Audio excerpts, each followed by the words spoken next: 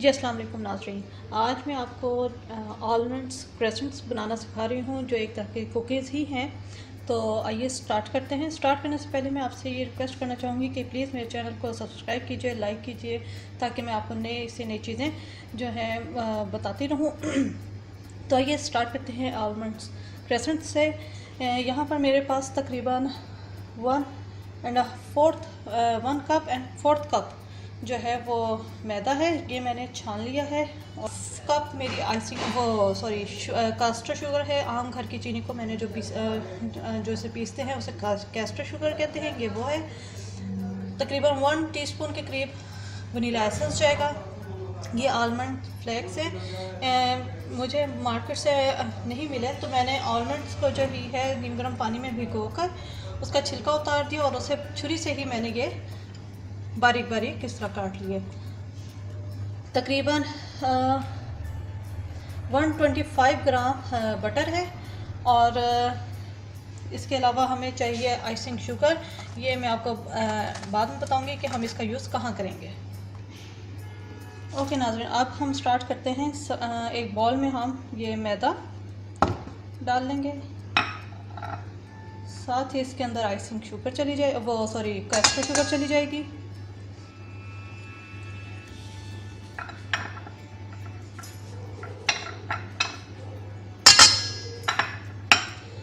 Almond flex, ये 100 ग्राम का packet था जो मैंने इस्तेमाल किया है।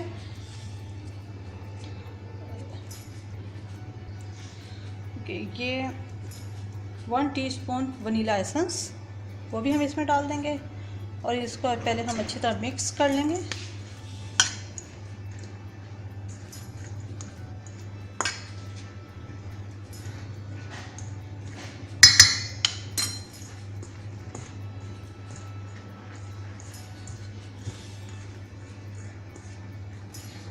मिक्स करने के बाद अब हम इसके अंदर जो है बटर डालकर मिक्स करेंगे।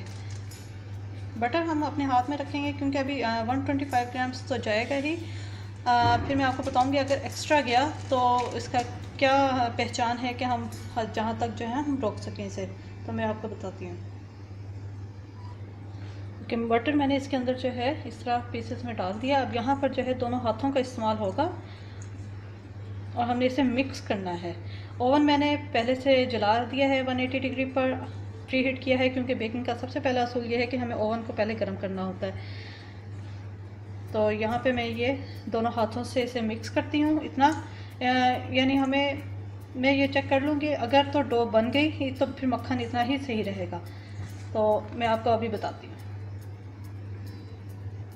ओके, ये देखें जो मैंने 125 ग्राम मक्खन डाला था वो बिल्कुल एक्यूरेट है और ये एक इस तरह डो की फॉर्म में आ गया है।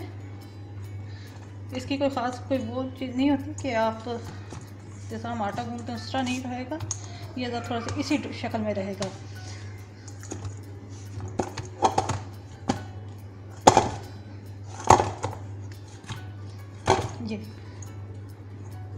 ये हमारी ये रेडी हो चुका है। अब मैं इसकी जो है एक मैं शेप दूंगी और उसके बाद फिर हम ओवन में बेक करने के लिए रखते हैं। ओके नाज़रीन, ये डो हमारी तैयार है। ये मेरी ओवन ही की ट्रे है जिसमें मैंने बटर लगा लिया है। अगर आपके पास दूसरी और भी कोई ट्रे हो तो आप वो भी यूज़ कर सकते हैं, लेकिन मेरी ये ट्रे बड़ी है इसीलिए मैं एक ही दफ़ा में इसमें लगा के रख दूँगी। तो अब इसकी मैं आपको शेप दिखाती हूँ कि किस तरह बनेगी। इसकी कोई ख़ास हमने इवन नहीं वो करनी, हमें थोड़ी सी अनइवन ही रहेगी इसकी शेप। तो इसको हम ओके, ये इसकी इस तरह की शेप होती है, हाफ मून की तरह। ये इस तरह की शेप होगी। हमने थोड़ा थोड़ा फासला रख के इसे रखना है। तो मैं अपनी देर में ये सारे जो है आपको बना के दिखाती हूँ। ओके, ये मैंने क्रेसेंट्स बनाए हैं, कुछ मैंने इधर रखे हैं ताकि मैं आपको दिखा सकूं दोबारा से। इसको हमने ज़्यादा जो है टाइटली हमने बंद नहीं करना, यानी बस हल्का सा प्रेस डाउन करना है, क्योंकि इसकी शेप का कोई वो अनइवन शेप रहती है। आप ये देखे होंगे हल्के हल्के से ये क्रैक्स से भी बीच में आ रहे हैं, तो हमने इसे ज़्यादा वो नहीं करना, यानी टाइटली हमने इसे नहीं करना। तो ये देखें, ये इस तरह शेप, हाफ मून की हमने शेप बनानी है। क्योंकि मेरी ट्रे बड़ी है इस वजह से जो है मेरे वो एक ही उसमें आ जाएंगे। ये इस तरह करके 180 डिग्री पे हम इसे बेक करेंगे। तकरीबन 12 से 13 मिनट या 15 मिनट तक हम इसे बेक करेंगे।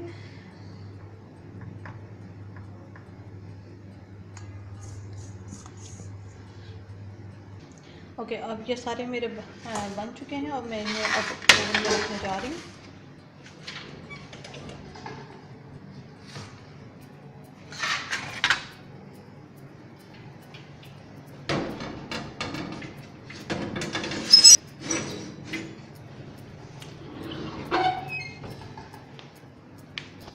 ओके, ये हमारे क्रेसेंट जो हैं वो रेडी हो चुके हैं। अब मैं इन्हें कूलिंग ट्रे पे निकाल लूँगी इस तरह करके, ताकि ये ज़रा ठंडे हो जाए। बिस्किट्स हमेशा जो हैं आप जब भी निकालेंगे तो ज़रा सॉफ्ट से होंगे। बस बाहर 15-20 मिनट के आप इसे ज़रा ठंडा होने रखेंगे, कोई भी बिस्किट्स हो तो वो अपनी शेप में वापस आ जाते हैं, यानी तो थोड़े से हार्ड हो जाते हैं। तो अगर आप भी बनाएं, अगर आपको लगे कि ये बहुत सॉफ्ट हैं तो परेशान ना होइएगा। ये थोड़ी देर आप बाहर रखेंगे तो ये बिल्कुल ठीक हो जाएंगे। ये देखें, जैसे ये हल्के हल्के ये आपको नज़र आ रहे हैं, थोड़े से सॉफ्ट से। ये जो भी हम अभी बाहर रखेंगे तो 10-15 मिनट ही रखेंगे उसमें, ये जो है हमारे ये हो जाएंगे रेडी। तो आगे मैं बताती हूँ कि नेक्स्ट हमने क्या करना है। ओके नाज़रीन, ये हमारे जो है क्रेसेंट्स जो है वो रेडी हो चुके हैं। मैं आपको इसकी नीचे से शक्ल दिखाती हूँ। ओके नाज़रीन, ये हमारे क्रेसेंट्स जो है वो रेडी हो चुके हैं। मैं इसकी आपकी नीचे से शक्ल दिखाती हूँ। देखें कितनी अच्छी गोल्डन बने ये। तो अब ये जो मैंने आपको आइसिंग शुगर बताई थी, अब इसका इस्तेमाल यहाँ पर आएगा। ये जब थोड़ा सा कूल डाउन हो जाए, हमने इसको आइसिंग शुगर में इस तरह रोल करना है और हमने इसे इस तरह रखते जाएंगे। तो इसे आप रख कर एयर टाइट बॉक्स में आप डाल कर रख दीजिए और इस्तेमाल करें, बहुत ही टेस्टी बनते हैं। तो मैं ये कूल डाउन हो गए हैं, मैं इन्हें इस तरह आइसिंग शुगर में रोल करके आपको फिर दिखाती हूँ। ओके, ये मैंने आइसिंग शुगर में रोल करके रख दिए हैं और आप इसे डब्बा भर के आप रख सकते हैं। और मुझे उम्मीद है आपको आज की रेसिपी बहुत अच्छी लगेगी। अपनी जो है कमेंट्स हैं, अपने फीडबैक मुझे आगाह कीजिएगा। और मैं आपको यहाँ पर ये एक चीज़ दिखाना चाहती हूँ कि देखें जो ही ये ठंडे हुए हैं, इसके जो हमारी उस वक्त गरम गरम थे सॉफ्टनेस थी वो ख़त्म हो गई है।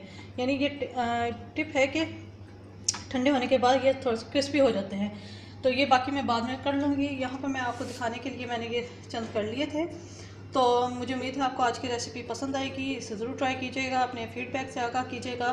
Thank you watching. खुदा हाफिज़।